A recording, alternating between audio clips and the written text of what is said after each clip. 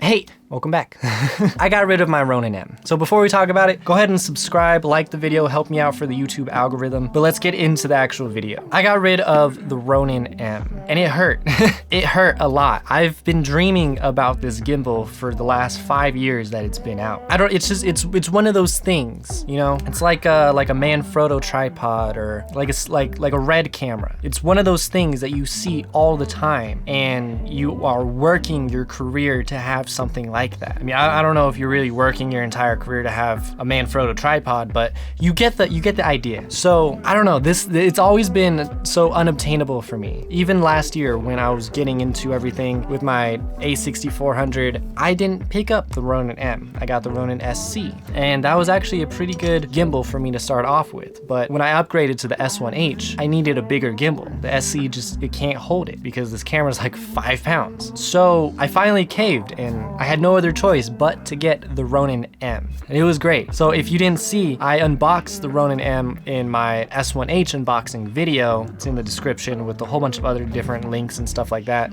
So check the description. And it didn't last very long. So right out of the box, it was just kind of dumb. The Ronin-sc is a really smart gimbal and the Ronin-m is not. So there's one big glaring problem with the Ronin-m, and you can find people talking about it all the time, and those are the batteries. So the batteries, they don't charge. It's like a bug or something. The batteries, they won't charge for whatever reason. You plug it in and it doesn't charge. I kind of knew about this before I got the Ronin-m. Obviously I did a little bit of research, so I knew this was kind of an issue, but I got it. I opened the Ronin-m, I got it out of the box, and I went to charge the battery, and if you insert it all of the way, it doesn't charge, but if you insert it a little bit, it'll start to charge. So I thought that was my workaround, and that was it. So I charged it up. I put the camera on, balanced it, and it balanced. It was fine. It seemed good enough. But then I started like picking it up and moving it around, and that's kind of where my issues were. Is the biggest thing is my camera would drift a little bit. Obviously, I could fix this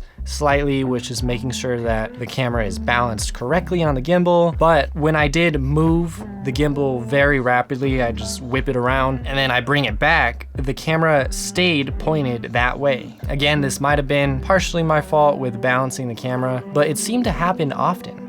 So if the camera got unaligned, there's nothing that I can really do to bring it back. There's no buttons or anything on the gimbal. So you're kind of out of luck. So speaking of the fact that there's no buttons, I can't do anything to further adjust any of the settings on the gimbal. I went to download the app because obviously you're gonna have all of that detail with your settings and stuff through the app, and it would not work. It wouldn't work. It seems like they have stopped supporting this app because it just crashed right away. As soon as I put in my information, it crashed. And when I try to open it, it does not open, it crashes immediately. Well, it's kind of an issue, especially with this gimbal, with it not having any buttons. So I can't use the app whatsoever, which means that I can't get into the gimbal to change any settings, to change any modes, to do anything. So I figured, I watched some YouTube videos and I did some more research about the batteries, because the next day I went to go and check on the batteries and there was absolutely no way for me to charge the battery. I plugged it in, I half plugged it in, I did everything that I could, but there was just no way for me to get the battery charged. You could only go so long without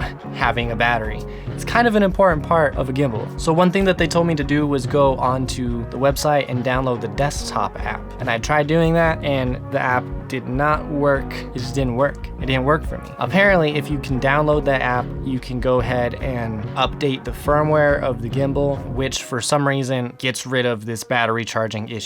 I didn't have that luxury.